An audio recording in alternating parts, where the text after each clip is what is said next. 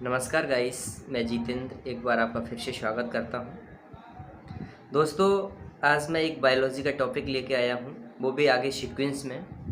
आज हम स्टडी करेंगे सेल्स के बारे में। सेल क्या होता है? सेल को हिंदी में बोलते हैं कोशिका।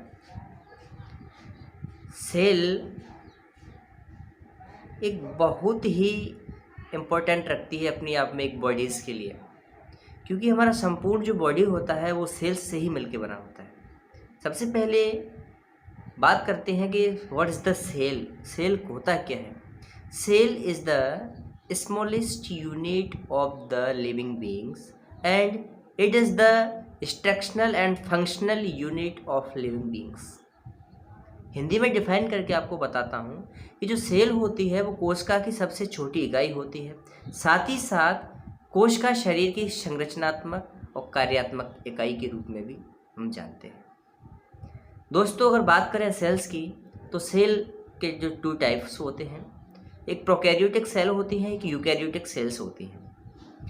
दोस्तों, दोनों में मैक्सिमम सेम पार्ट्स होते हैं, बट डिफरेंस ये होता है कि प्रोकैरियोटिक सेल में न्यूक्लियस एब्सेंट होता है और यूकैरियोटिक सेल्स में न्यूक्लियस प्रेजेंट होता है। और आप जानते हैं सेल्स के अंदर न्यूक्लियस बहुत इंपॉर्टेंस होता है, क्योंकि जितना भी जेनेटिक मटेरियल्स होता है वो पूरा का पूरा न्यूक्लियस के अंदर ही असेंबल होता है। इसके बाद में हम बात करते हैं कि जो सेल्स, जो प्रोकैरियोटिक सेल्स होती है ये हमेशा यूनिसेल्युलर होती है। जो यूकैरियोटिक सेल होती है वो यूनिसेल्युलर एंड मल्टीसेल्युलर दोनों होती है। जो प्रोकैरियोटिक सेल के अंदर जो यूनिसेल्युलर होते हैं उसके अंदर बैक्टीरिया एंड वायरसेस आते हैं, और यूकैरियोटिक सेल्स के अंदर जो यूनिसेल्युलर होता है उसके अंदर आप अमीबा, पैरामीशियम, यूग्लिना, इनका आप स्टडी करते हैं। जबकि मल्टी सेलुलर के अंदर, यूकैरियोटिक सेल्स के अंदर जो मल्टी सेलुलर होते हैं उसके अंदर एनिमल सेल का स्टडी होता है। आप जानते हैं कि सेल की खोज रॉबर्ट हुक के द्वारा हुई थी। जो सेल थ्योरी दी थी वो स्वान स्लाइडन ने दी थी। इसकी खोज 1665 में की गई थी। एक इम्पॉर्टेंट फैक्ट है, इसको एग्जाम में डायरेक्टली पूछ लेते हैं। हम जानते हैं, थोड़ा सेल्स के अंदर और स्टडी करते हैं। सेल्स के अंदर एक पार्ट्स होता है, इसको वैक्यूल्स के बारे में जानकारी मिली। वैक्यूल्स, उसके कुछ प्लांट सेल्स भी होती हैं, कुछ एनिमल सेल्स भी होती हैं। होता ये है कि प्लांट सेल के अंदर कुछ जो पार्ट्स होते हैं वो थोड़ा बड़े होते हैं और एनिमल सेल्स के अंदर छोटे होते हैं।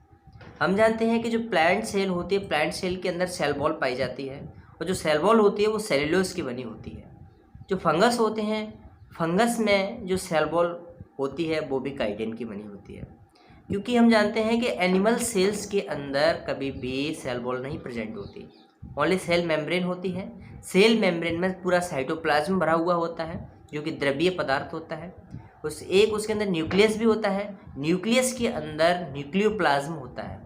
जब आप साइटोप्लाज्म प्लस न्यूक्लियोप्लाज्म को आप जब असेंबल करते हैं तो टोटली फाइनली आप बोलते हैं कि ये टोटली क्या है? प्रोटोप्लाज्म है। सबसे पहले अब उसके धीरे धीरे पार्ट्स के बारे में हम जानकारी ले लेते हैं। पार्ट्स में सबसे पहले बात करते हैं वैक्यूल्स की।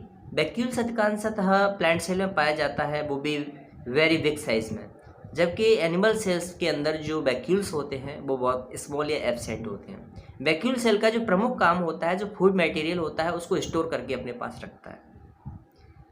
उसके अलावा बात करते हैं स्फेरोसोम। स्फेरोसोम भी प्लांट सेल के अंदर पाया जाता है।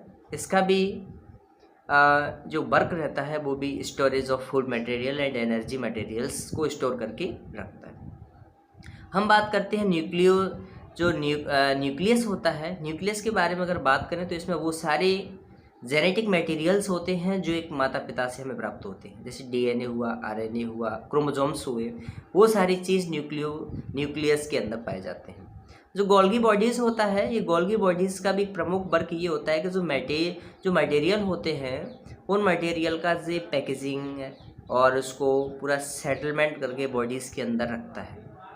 जब भी हमारे अंदर बॉडी के अंदर एनर्जी पावर नहीं रहती उस टाइम पर वो चीज़ सेक्रेशन होके हमें एनर्जी मिलती है। इस तरह से हम माइटोकॉन्ड्रिया के बारे में बात करें। माइटोकॉन्ड्रिया को you know very well that mitochondria is the powerhouse of the cell. एक तरह से ये पावर जनरेट करता है माइटोकॉन्ड्रिया। और माइटोकॉन्ड्रिया के बाद में हम अगर स्टडी करते हैं तो इसमें जैसे बैक्यूल्स का स्टडी हमारा हो गया, गोल्गी बॉडीज़ का स्टडी हो गया, हमारा न्यूक्लियस का स्टडी हो गया, स्पेरोसोम का स्टडी हो गया। हम बात करेंगे लाइसोसोम की। जो लाइसोसोम होता है दोस्तों, ये एक बहुत बड़ा फैक्ट है अपने आप में कि lysosome is the suicidal bag of the cell. आत्महत्या की थैली जो होती है वो लाइसोसोम को ही बोला जाता है। और you know very well that the combination of cytoplasm and nucleoplasm totally made is protoplasm. Protoplasm जीवन का एक भौतिक आधार माना जाता है, क्योंकि सेल्स के अंदर जो लिक्विड मटेरियल होता है वो एक साइटोप्लाज्म और न्यूक्लियोप्लाज्म के रूप में होता है। जब दोनों का कॉम्बिनेशन जब हम करते हैं तो टोटली प्रोटोप्लाज्म बनता है। दोस्तों जो सेल है उसके अंदर हमने डिफरेंस पढ़ा, सेल को हमने समझा कि सेल होता क्या है, सेल का हमने डिस्कवरी पढ़ा, इसका थ्योरी किसने दिया वो भी हमने जाना।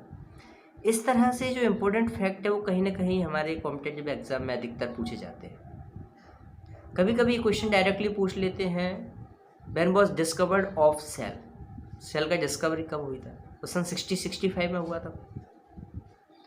इस तरह से कभी कभी पूछ ले जाता है कि सेल थ्योरी किसने दिया था, स्वान स्लाइडन ने दिया था। इस तरह हमें इसका बेसिक्स इन्फॉर्मेशन होना कंपलसरी है। तो आज हमने केवल सेल्स के बारे में स्टडी किया, एक एनिमल सेल्स के बारे में, एक प्लांट सेल के बारे में। हाँ, एक चीज़ मैं जाते जाते आपको बता देता हूँ, प्लांट सेल के अंदर जाइलम और फ्लोएम दो वाहिकाएँ होती हैं। जाइलम एंड फ्लोएम बहुत ही ज़्यादा इम्पोर्टेंट वर्क करते हैं, वो भी प्लांट के अंदर, क्योंकि जो जाइलम होता है उसका मुख्य काम होता है कि जो जड़ों से लेकर के वो पूरे प्लांट्स के अंदर जाइलम फैला हुआ रहता है।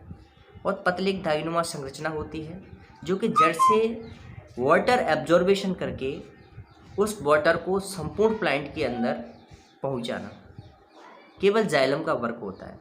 देखो जो फ्लोएम है, फ्लोएम का वर्क ये रहता है कि जो भी पत्तियों के अंदर भोज्य पदार्थ बनता है, जब फोटोसिंथेसिस की प्रोसेस होती है सूर्य के प्रकाश की उपस्थिति में, उस टाइम पर जो कोई भी फूड मटेरियल उस टाइम पर बन के तैयार होता है, उस फूड मटेरियल को प्लांट्स के सभी पार्ट्स में डिस्ट्रीब्यूट कर देता है, जिससे सभी प्लांट्स को पूरा फुल एनर्जी प्रोवाइड हो जाता है।